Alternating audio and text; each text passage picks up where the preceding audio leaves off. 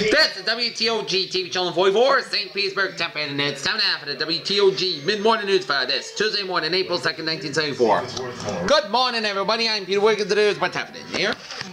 Washington. With 29 days left until the scheduled completion of the Economic Stabilization Act, the government removed wage price controls Monday from more than 150 categories of goods and services. The sectors exempted, said John T. Tumnott, a director of the Cost of Living Council, are not those in which serious inflationary pressures are anticipated.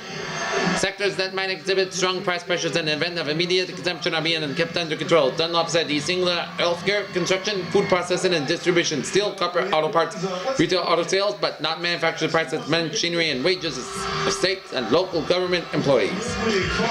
Tallahassee. The Florida legislature begins today a 60-day session that will be challenging the tough and ethical standards for public officials, cut property taxes and approve a blueprint for orderly population growth.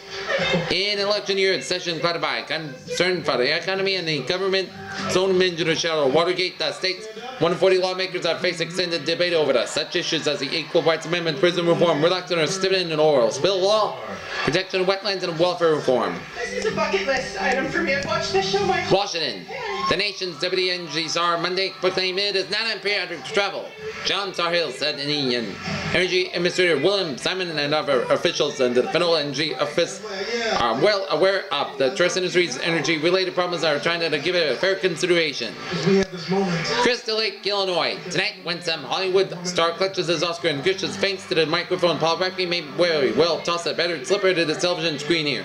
It's not that Raffke has any disrespect in the Academy of Motion Picture Arts and Science or the film industry. It's just Raffke can send away winners of the Oscar. We're going to give you curtain number one, and we're going to give you a... Washington. A U.S. District Court judge said Monday that he had read transcripts of tapes that may be introduced at the perjury trial of Dwight L. Chapman, President Nixon's former appointment secretary.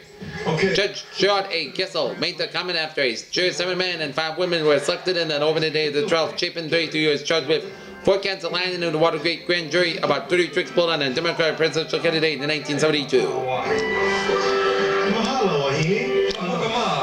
Oil state forces lost a major tax fight Monday as the House Ways and Means Committee voted to phase out the petroleum industry's depletion allowance over a 3-year period.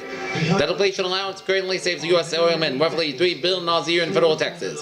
Well, those of you who have visions of couples that the planet Mercury falling in love with a moonlight are about to be disappointed. Mariner 10 scientists, after an all but confirming the discovery of a Mercury and Moon Sunday, reaffirming the discovery of the Mercury and Moon Sunday, reversed themselves Monday. Mariner 10 picked up radiation from a mysterious source last week that scientists theorized that was possibly a tiny moon measured about 15 miles across. But further study shows that radiation came from a star. According to the statement issued by the Jet Propulsion Laboratory, movement that the radiation source and reinforced speculation about a moon orbited in Mercury, but the motion was actually caused by Mariner 10 bracing fat space, scientists said. According to the space shuttle will be open a new era in exploration. The director of the Kennedy Space Center Monday broke ground for a 15,000-foot runway for a rocket ship. 2 years started in 1979. Director Kurt Tibbetts turned a shovel full of dirt with a stainless steel shovel to start construction of a $21.8 million runway, which will be 300 feet wide. Now moving ribbon and lights that flashes on the news on an old Times Tower in New York's Times Square will soon contain only good news and advertising. Why? Because I'm sick of headlines about war, kidnappings, and budget caps. That's why I've heard it with bad news that real estate developer Alex Park, who leases the tower. A citizen tax research group says more than half the campaign funds received by Republican Wilbur D. Mills' 1972 presidential campaign came from milk, oil, and financial groups. The Public Citizens Tax Reform Research Group charged that each of these groups had some special interest in receiving unfavorable legislature treatment from Mills' tax committee.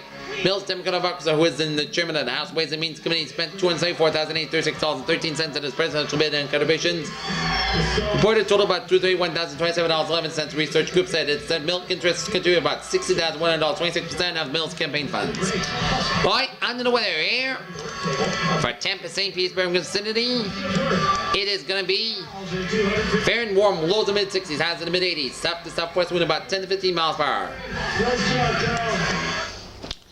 St. Petersburg, high tide 1:60 p.m. and 11:37 p.m. and low tide 5:50 p.m. Sunset 7:08 p.m. and moon rise 3:31 p.m.